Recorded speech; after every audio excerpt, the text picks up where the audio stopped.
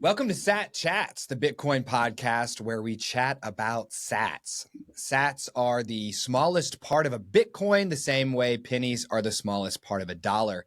With Sat Chats, we are building the world's biggest Bitcoin welcome center to serve as your gateway to generational wealth. So if you're brand new to Bitcoin, we want to chat about sats with you. Head to satchats.com to grab your slot in the studio today. I'm your host, Stuart, Bitcoin Maxi, who wears prescription sunglasses to protect you and your loved ones from my Bitcoin laser eyes. And I'm your co-host, Chris, founder and CEO of Ithaca Hummus, proud multi-coiner and Bitcoin smash buyer. If you are doing anything at all right now, please stop it and go over to YouTube and smash the subscribe button. When we get to 1,000 subscribers on YouTube, we will be giving away 1 million sats to one of our first 1,000 subscribers. And we're going to be launching a live show Friday mornings, 10 a.m. Eastern Standard Time. So do not be subscriber number 1001. Get you your chance at 1 million sats.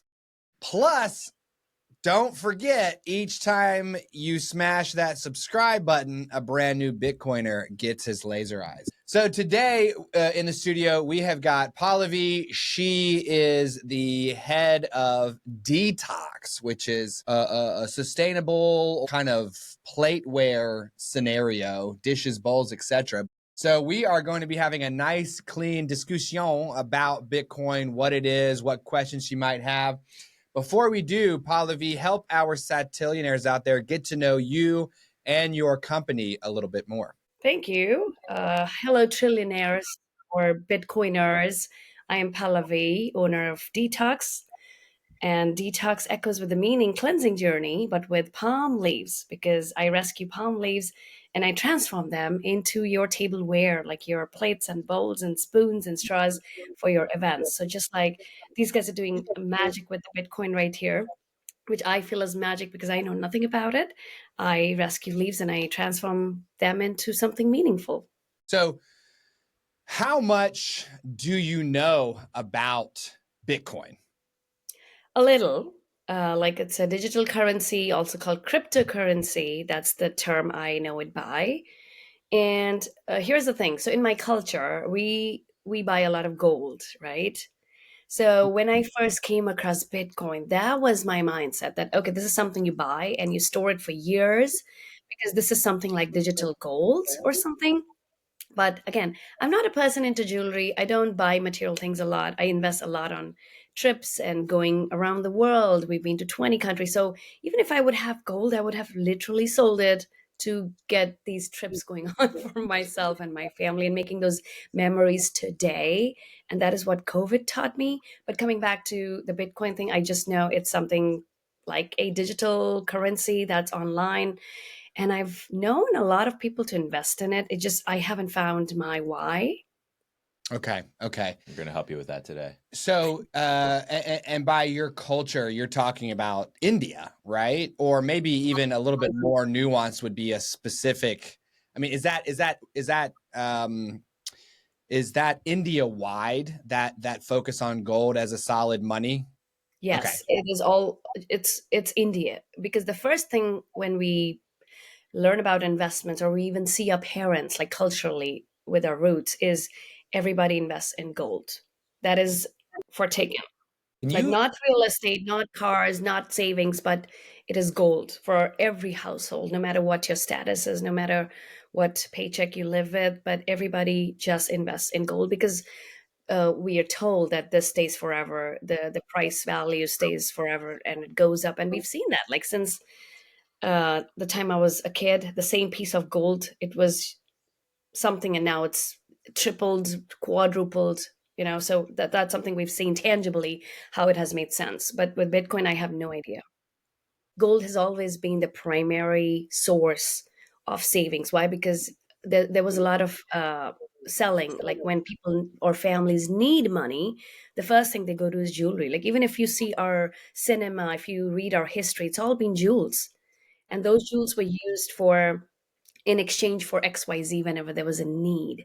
So that came from gold. That's what gold gave them, a safety net for every family. Like when there is a need, they're going to barter it, they're going to exchange it for XYZ needs. To your understanding, why do you think India chooses gold as a savings mechanism?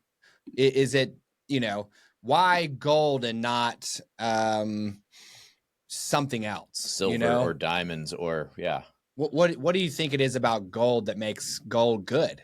So I think gold has been like a symbol of wealth. It is something that's relatable to people for thousands of years, and who've come across civilizations like Egyptians, Romans, and it came when thousands of years back. It's deeply rooted in the culture, and today it's very practical because people tend to buy it and pass it to their families like a legacy. Like literally how we have bills, we actually have gold and gold biscuits and gold coins.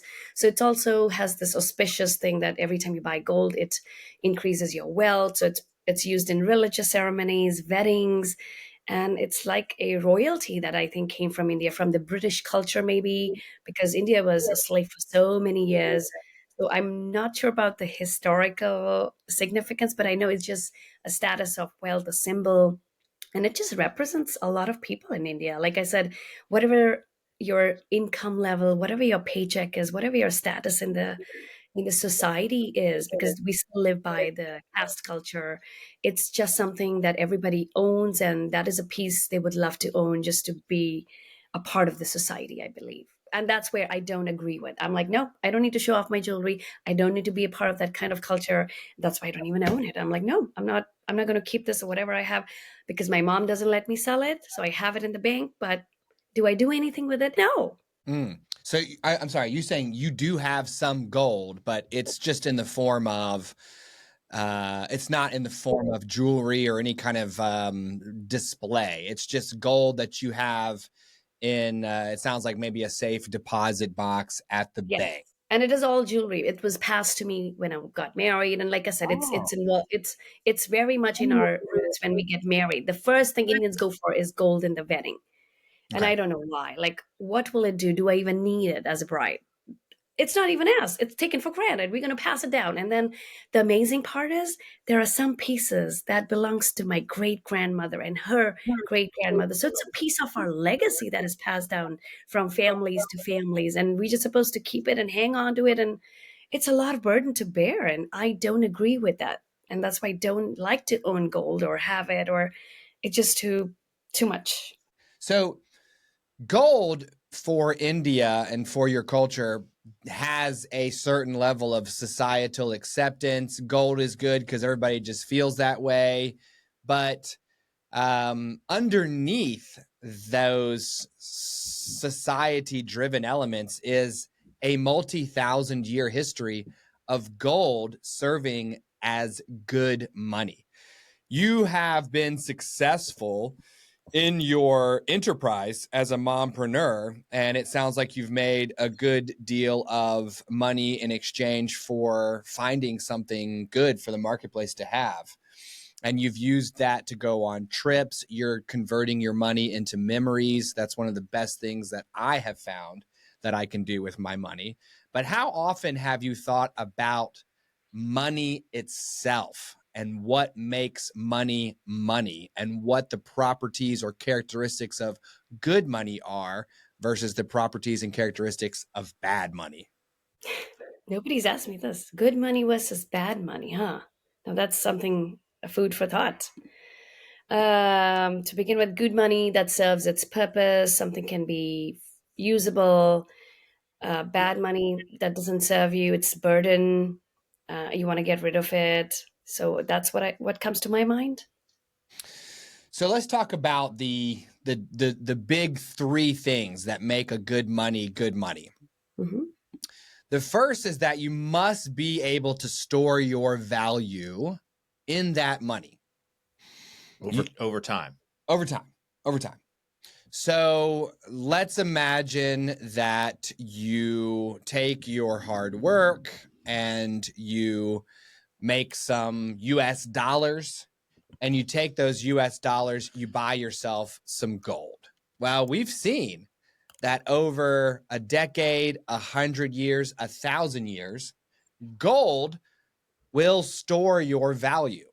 And what I mean by that is you will most likely be able to buy the same amount of stuff in 100 years that you can today with that gold. So gold is good because it's going to store your value for the long term. And that's partly because it's kind of rare, right? I mean, there's not a ton of gold flying around out there. I think Warren Buffett said you can put the entirety of the world's gold in a single Olympic-sized swimming pool or something.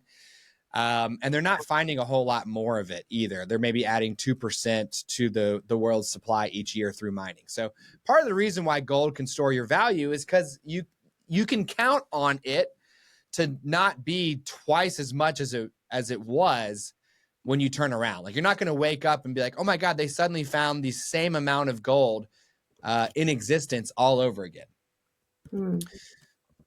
You can contrast that with the US dollar, which during the pandemic, they printed 40% more. So that's actually a pretty clean example right there. Good money, bad money. Right. Gold is a good store of value. Let's imagine you held 10% of gold's network, so to speak. And then next year they find 2% more gold. Well, you had 10% of 100%, and now you have 102%, right? Which would be, your 10% share, maybe it's, 9.8% now, right? It's not a huge shift. But if you had 10% of the US dollar supply, and then they print another 40%, now you got something like 6% of that network, right? I can't do that math in my head, but you can imagine that your share of the network has gotten much smaller for no good reason. So you have to be able to store your value in that form of money in order for that money to be good money. So I have seen this. I don't know how much of this is true, but what if people start hoarding this good money or gold? And that's what I don't like. I'm like, I mean, we've taught that culturally, like hold on to this for years until you die and then pass it to people. So what do you do in that scenario when you start hoarding the good money or the gold pieces? Or how does that serve? Or how does, I mean, it still, it keeps its value and it keep increasing, compounding with years. I only see that piece.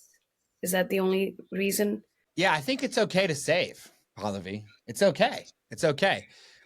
If my family is stockpiling gold, there's two things here. Number one, I still have to buy food to eat each day.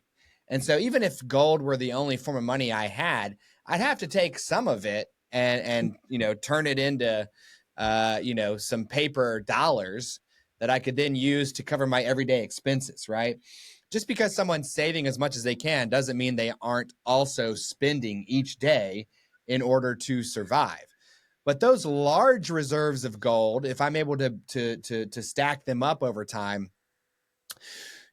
when something truly valuable comes along, that's when we spend, right? When people start holding it, and then the purpose or the point of being it used in everyday life goes away, then what's the point? What if I just keep hoarding it and I'm going to take it away from circulation? I'm going to keep it away from my everyday use. And is it serving me today? I'm worried about tomorrow after so many years. Or even I'm not even there to enjoy it myself. I'm thinking about my grandkids after 200 years. Yeah. Okay. So the last piece about that right there is, by the way, if you are, well, I mean, really what the spirit of you're saying is, what good is saving in hard money like gold if I'm not going to be the one to spend it? That's what I'm hearing. Yeah. I mean, a lot of it, some of it, I get it, is because you have responsibility to your families and stuff. But again, that balance of how much that is the point. Yeah. Because what happens when your mompreneur energy runs out? Exactly. And you are now your kids are like, hey, mom, take it easy. I don't want you to fall down. Like, what do you think about this cool retirement community? It's kind of like going back to college. And you're like, you guys are trying to stuff me in a box and forget about me. I raised you. How dare you? Right? Like, like it. I am a big fan of exchanging money now for memories that will last me a lifetime. But I also know that I won't be able to earn forever. So I need to take a piece of my earnings today and set it aside for later so that it's there for me when I need it. Do you feel the same way? Yeah, I do. And again, the question is, when I die, what am I taking in my coffin? Am I taking gold biscuit, or am I taking memories and that I've lived a nice, peaceful, harmony filled up life and I've been able to do what I wanted to. So I am a person who believes in saving. I do my own savings. Like I said, I do have gold coins, but it's up to something where it's tangibly, like, I don't worry about my great grandkids. I worry about my kids. So let's talk about that for a second. The savings that you are putting aside for later when your ability to earn runs out, are you saving? It sounded like you are saving to an extent in not necessarily in gold jewelry that you're just kind of hanging on because you're burdened with this multi-generational requirement to pass this on to your kids later, only for them to do what with it? Also store it. What's the point? It kind of sounds like you also just have some full on more traditional gold money, like gold coins, or you keep using the term biscuits, which doesn't make any sense to an American, but is it like a cookie sized amount of gold? I don't know what that means. Yes. Is your primary savings vehicle these gold coins or biscuits, or is it US dollars? Is it stocks? Is it a retirement 401k? Like, how are you saving for the future? So I will say what I do is very non-traditional. Not a lot of Indians do the way I do it. Most of the Indians would do gold biscuits, gold coins. Like, they're actually a cookie-sized biscuit, something you would see in The Italian Job or these Bollywood movies, like where literally the thief is going to go for a biscuit, and it's literally a biscuit, a cookie that goes in your tea size. So that is what traditionally people would do. But I don't do that. Again, I don't have this time to store it. I don't want to go invest in it and worry about 100 years later while I don't have the leisure to do what I want to do today. But it's a good mix. For me, it's stocks and IRA and my retirement, because I want, like you said, when I know I have a fall, or I'm bedridden, or I have a long term care in front of me, what is my plan of action? What am I going to use then? I don't want to be a parasite. I don't want to be a burden on my kids and stop them from going and doing their job or whatever that is. So that is my priority. And that's how I would focus my savings, with how I can get access to it when I need it, versus putting it in a locker in a Swiss bank somewhere where I can't even get my hands on it. So it's just about that. Accessibility is also important to me, so that I can retrieve my own savings or my own money when I need it. Okay. So let's compare these different stores of value and see how they stack rank against one another. So let's focus first on Wall Street. You talked about having some stocks. All right, let's focus on stocks for a minute. Hey, I am a standard American. I've got a 401k. I'm going to put a portion of that into some stocks. Maybe I'm a little bit more active than that guy that chooses, hey, I'm going to choose the Target Retirement Date 2050 fund, which is a mix of who even knows what's in there. I'm going to pick some stocks. I'm going to pick Apple. I'm going to pick Google. I'm going to pick Johnson and Johnson. I'm going to get some ADP, for example. So you're trying to store your wealth into some stocks because stocks go up over time, right? Yeah. Well, pretty much, yes, they do go up over time. I mean, there are winners, there are losers, and let's focus on that for a second. Some companies don't make it. Right. They go belly up, or they get mired in scandal, like holler, Enron, get at me. They have CEOs who are visionary and then die all of a sudden, and the business no longer knows what it's doing, right? Think Mhm. about how long it took the Disney company to recover after Walt died.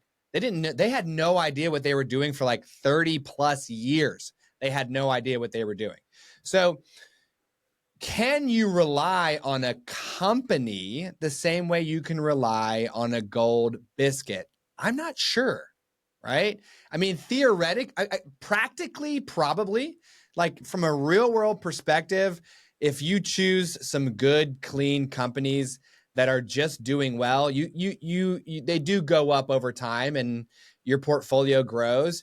But from a theoretical perspective, can a company resist disaster the same way that a gold biscuit can? No, because a gold biscuit is not subject to the death of a single person leading a company. It's not subject to a government regulating its industry away. What if the government says, you know what, you're a profitable business, your line of business is now illegal in our nation. Thanks so much for playing. We'll see you later, right? So are companies, is holding stock in a company the greatest store of value? Not for me. Not for me. But on Wall Street, you have other options, Pallavi. You can say, well, hook me up with some bonds. Let me grab some of those bonds. And what is a bond? It's basically the government saying, hey, can you lend us some money and we'll pay you back later? Mm-hmm. That's what a bond is, right? Hey, buy war bonds, support the war effort, buy some war bonds. That's you giving the US government your money. And then later they're going to pay you back with interest. Well, Mm-hmm. if it's the United States bonds, I mean, theoretically, it's okay, right? It hasn't been very good for a while, but Yeah. theoretically, you're supposed to be able to give your money to a nation state and then they pay you back later. But what happens if your nation state goes to war with another nation state? What happens if your nation state gets gobbled up by another one, right? What happens if your nation state breaks up into a couple of smaller ones? What happens if your nation state gets hit with a nuclear weapon, right? I mean, you can't always rely on a nation state to perform. So maybe you say to yourself, all right, I've got dollars. I mean, I am making money and the US dollar ain't so bad, right? So, I mean, compare the strength of the rupee to the US dollar. 85. I would much rather make 40,000 US dollars than 40,000 rupees. Yeah. Much rather, right? Duh. Yes. So maybe I'll save in dollars. I'm making dollars, right? I'll save in dollars. Okay. The United States just made 40% more for free. For free. You and I are working for something that the US government can make for free. How is that fair? When did you and I agree to that? Yeah, you bring a great topic because now I'm seeing it's all about choices that we make, right? I don't want to store my value in a slip of paper that is tied to a government that's going to make as much of it as it wants for free whenever, right? Which destroys my ability to buy stuff with it. So where am I going to go? Well, how about I get myself some gold? You cannot make more gold by pressing a button, right? You have to go find it. Where is it? You have to dig it out of the ground. You have to refine it. It's something that if I wanted to go find gold, I would need to work for that, Pallavi. If a company wants to find gold, they have to go work for it. If a government wants to go find gold, they would have to work for it. They can't just press a button. Gold is a neutral store of value because nobody is in charge of it. Okay. And that brings me to my next question. Okay. So I know you said what I'm understanding so far is there's only so much of Bitcoin. And if I remember that number, it's like 21 million or something that I read once. And it is something that is not being created, like you said, with a touch of a button.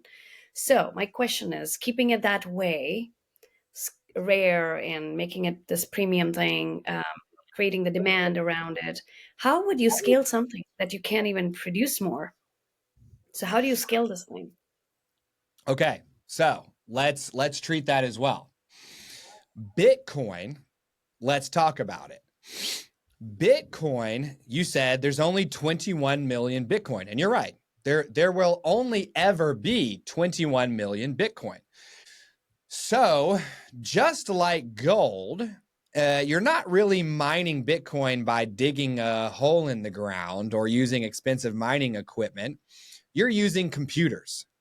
And you're basically taking those computers, you're pointing them at Bitcoin, and you're saying, I want you to do an incredible number of very difficult calculations that basically max out the computer's ability to work.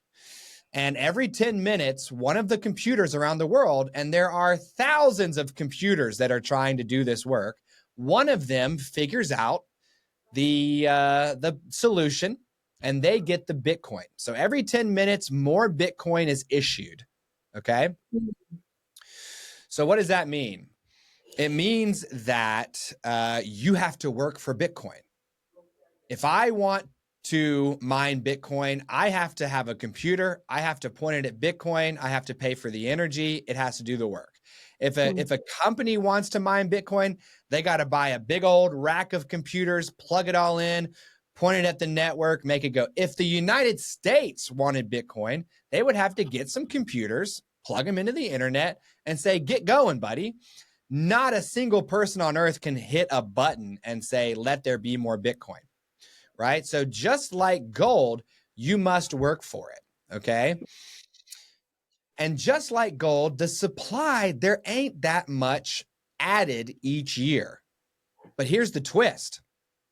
Unlike gold, which is steadily chugging away at about 2% more per year, the supply of Bitcoin is going down and down and down and down until there are 21 million Bitcoin that have been mined through the work of these computers, and then there's no more. Which means the inflation rate of gold, the inflation rate of Bitcoin is not 40% since the pandemic. It's not 2% per year like gold. It's how much, Pallavi? More. The inflation rate of Bitcoin is 0 at that point. It's not more, it's none, right? Because there's no more of it. So the supply cannot inflate, right? Because it's done. So, contrast the dollar, which can inflate at whatever number, to gold, which inflates at about 2, to Bitcoin, which is eventually going to be 0, right? Think about those three as stores of value. Which one do you really want in the long run? Wow, this is mind-boggling. Okay. But Pallavi, your question though was, how does it scale up, right? That's what you were like. There's only so many. How does it go? So it doesn't scale up; it fractionalizes down. So when we think about what is a Satoshi is, a Bitcoin is divisible into 100 million Satoshis. So just at the beginning of the show, we always start by saying, a Satoshi is the smallest part of a Bitcoin, the way a penny is the smallest part of a dollar. So there's only 100 pennies in every dollar. There's 100 million Satoshis in every one Bitcoin. And there will be a total of 21 million Bitcoin once they're all completely mined. So if you multiply 21 million by 100 million, you get 2.1 quadrillion Satoshis. So eventually, we named this show Sat Chats because, eventually, like, people aren't going to talk about or own entire Bitcoins. Yeah. A whole Bitcoin is a whole lot of money. Now, let's say Pallavi says, oh my goodness, Bitcoin, store of value, here we go. I'm done with my US dollars. I'm going to go buy some Bitcoin. Pallavi buys a whole bunch of Bitcoin. She goes full maxi, converts all her US dollars into Bitcoin. Well, what am I going to do? Can I buy stocks and bonds with Bitcoin? If you think of Bitcoin like money and gold like money and the US dollar like money, you just go to an exchange, right? Yeah. Or just exchanging rupees for dollars, exchanging gold for dollars. There are exchanges online like Bitcoin Well or River or Coinbase. and you'll say, I've got some Bitcoin. They'll exchange that out for US dollars, and then you'll go buy your stocks and bonds like you would otherwise. The only difference is your share of the Bitcoin network will remain the same between now and when you decide to convert it back into US dollars. Your share of the US dollar network will not stay the same because they're printing more and more and more every moment of every day. They're printing $1 trillion every 100 days, Pallavi, which means every single second, your dollar is losing strength. It's buying less and less. So while that ice cube is melting, you can be locked up in the freezer with Bitcoin. And you just sell off the amount of sats you need to get the amount of money you need to go do whatever you want. You can buy stocks and bonds if you want. I'm not going to. I'm just going to buy more Bitcoin. You can invest in your company with those dollars. You can go take a trip around the world with your family. But what you can't do is protect your US dollar from being printed into infinity. How would you say you feel about Bitcoin now versus the beginning of the call? Is it? Yeah, I mean, I do respect Bitcoin and I love the passion in you too. And I'm seeing that come through across. I love that. And I'm quite seeing this in exactly what when we started the conversation, that this is something being created for that barter system that eventually gold was used a couple of thousands of years ago. That's what Bitcoin could possibly look like I said, in exchange, bartering it for whatever it is, a cup of coffee or your piece of clothing in the future years. So it makes sense. I can connect the dots, but I still have a lot of questions, which perhaps this time won't be enough, like mass adoption. How's people taking it? And what is the data that looks like common man versus people who are smart like you? And again, like you said, you don't want to invest in stocks and bonds and the printed paper money because of XYZ reasons. I get that. So what is that? I don't know if there's enough data because 2009 is when Bitcoin came into, and it's pretty fairly new. So I don't know what it's going to look like 200 years, 100 years down the lane. So that's the fun part of like just being in this journey and watching it. And I love what you're doing, making people aware. And when people listen to this, perhaps after 50 years, and if they've done a lot of if they believed in something and that's doing great, that'll be a sense of ownership, like even making it stronger. And you'll have 10 other people advocating, just like what you are doing with the two of you here. So I love the motivation and the passion behind it. So respect. Well, we definitely want you to know that it's totally valid and normal to still have all those questions. They're all questions that everyone has when they confront and start to wrestle with Bitcoin for the first time. We have talked to very few people who can honestly tell us that the first time they saw or really started to consider Bitcoin that they got it. Yeah. I'm not one of them. I had to really wrestle with this for a long time. And we recommend, after conversations like this, if you're interested in continuing to learn, pick up a book called The Bitcoin Standard. It is the book that really changed my perception of not just Bitcoin, but monetary strategy and currency. And it's a phenomenal book. It's really interesting to read. To your point, there is more about Bitcoin than you will ever be able to fit into one chat about SAT. So I'm sure it's like a Pandora box. Oh, yes. Oh, yes. We do ask each of our guests if they'd be willing to come back on in 9 months to give us an update on their Bitcoin baby and to continue that conversation, right? And to continue to work on your questions and the things that you're thinking about. Would you be willing to come back on in 9 months? Absolutely. Like I said, I loved your passion. I love this conversation. And again, you never know, when will I get started? When will I get into it? So let's recap our conversation with Pallavi today. Became acquainted with Ithaca Hummus out there in the Expo West show. Yep. Liked the hummus, liked the container, liked the branding. Happens to have a line of dishes and plates that are made out of rescued palm leaves, mostly from Southeast Asia. The beetle nut palm, I believe it was. Fascinating process of gathering those, warehousing them, turning them into these bowls and plates that you can use. You can rip a bowl of chicken wings out of them and then just throw it to Rover, and he'll just chew on it like a toy.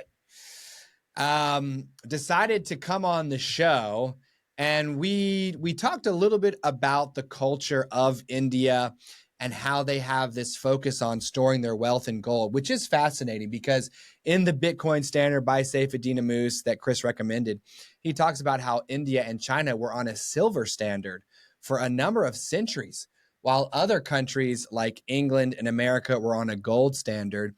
And much of China and India's wealth was basically hoovered up by those countries, in part because our countries had a harder form of money than India and China. But that's a conversation for another day. We focused on the idea, and I love this. We kind of unpacked this idea of a store of value. Yes, there are three main properties that make a money a good money, but we focused on store of value. I am a mompreneur. I've built up my company DTOCS from the ground up. I am earning because I'm providing value to the marketplace. What am I going to do with this money? Well, Pallavi is going to YOLO because she is going to only live once here. She's going to travel. She's going to make memories. You know, who cares about some gold jewelry in a lockbox somewhere? She's trying to do something with her money, but you got to put a little bit aside somewhere for later. Where are you going to put it? Stocks, companies come in and out. Bonds, governments come in and out. Well, how about US dollars? Absolutely not. Do not. Don't. Do not. We can say that with conviction. Don't do it at all. That's probably the worst one we went over. Yeah. Gold, we like it. It's good. There's not a lot of it. It's hard to find. It keeps its value.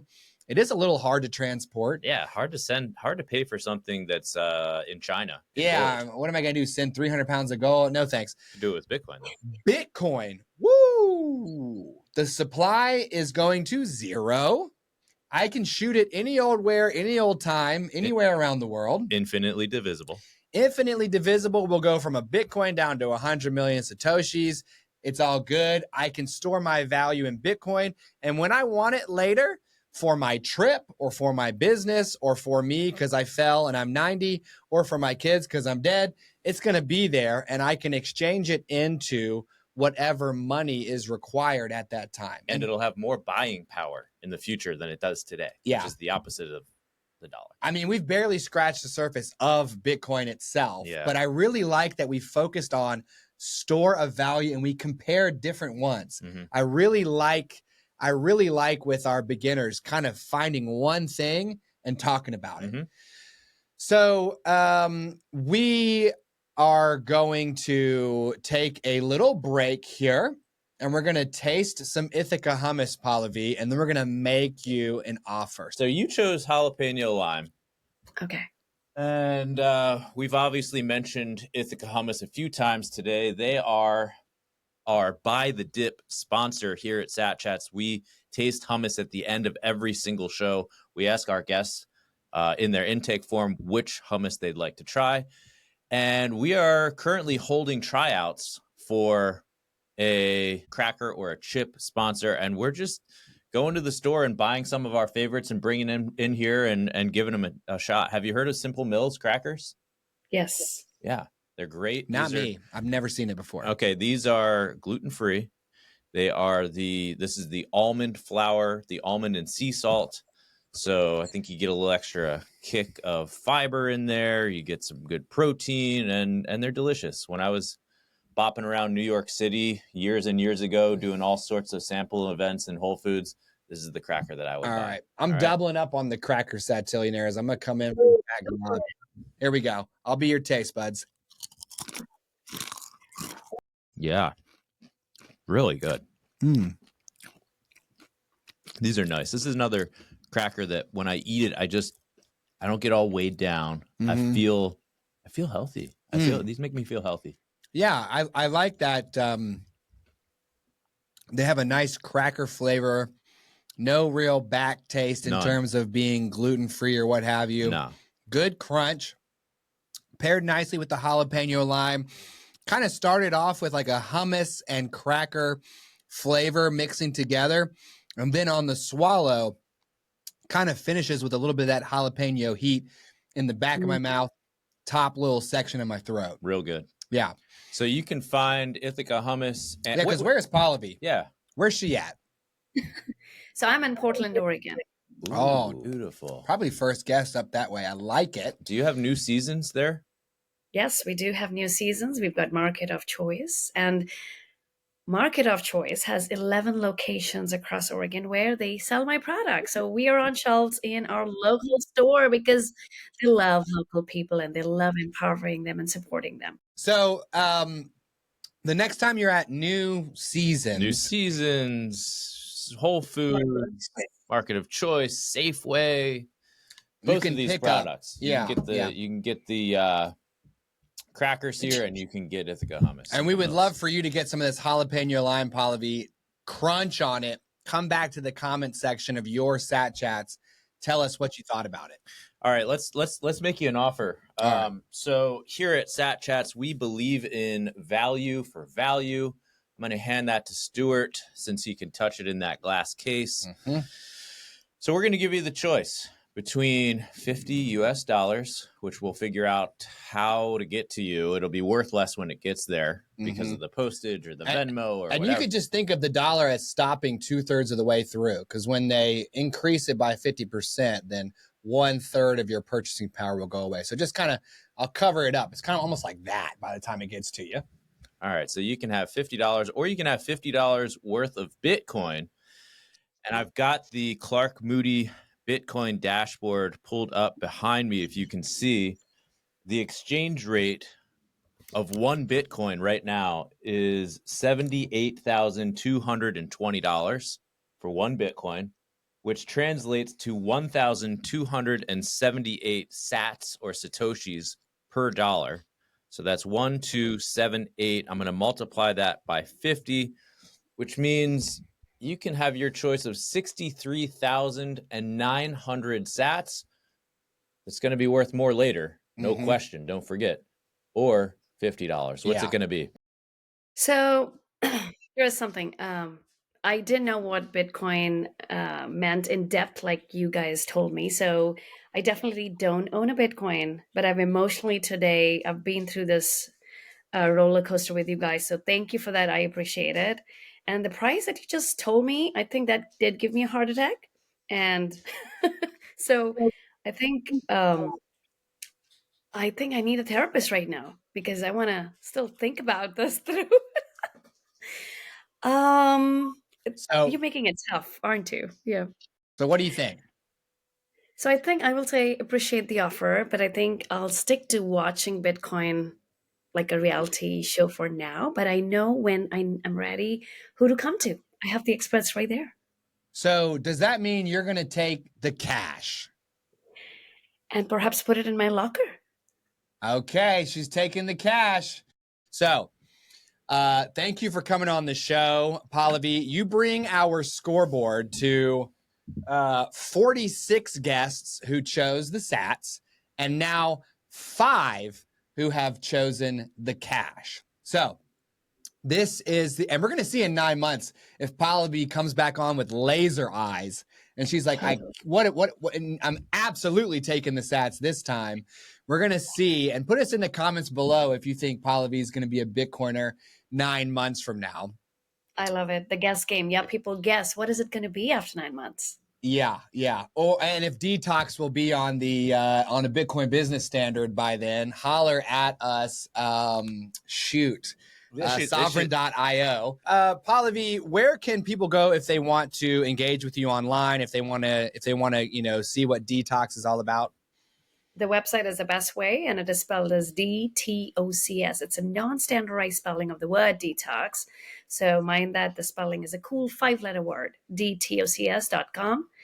And that's where people can find us. Instagram, it's the same. Facebook, it's the same everywhere. They just have to type detox, DTOCS.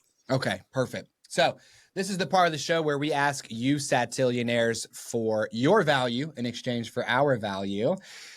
Smash the subscribe button so that you can be among the first 999 plus one to subscribe on YouTube. You will be entered auto-magically to win 1 million sats as part of our million sats giveaway. We will also unlock a live show Friday mornings at 10 a.m. when we reach that level. So help us be part of the effort. And remember that each time you do subscribe to the show, a brand new Bitcoiner gets his laser eyes. You can also support the show directly. Our on-chain Bitcoin and Lightning addresses are in the show notes. If you're an OG and know what I'm talking about already, it's satchats@getalby.com. So thanks so much for being on the show, Pallavi. Thanks so much for listening, Satillionaires. Remember, Sat Chats is for educational purposes only and should not be construed as financial advice. Also, our guests' views are their own. Thanks so much. We'll see you on the next one.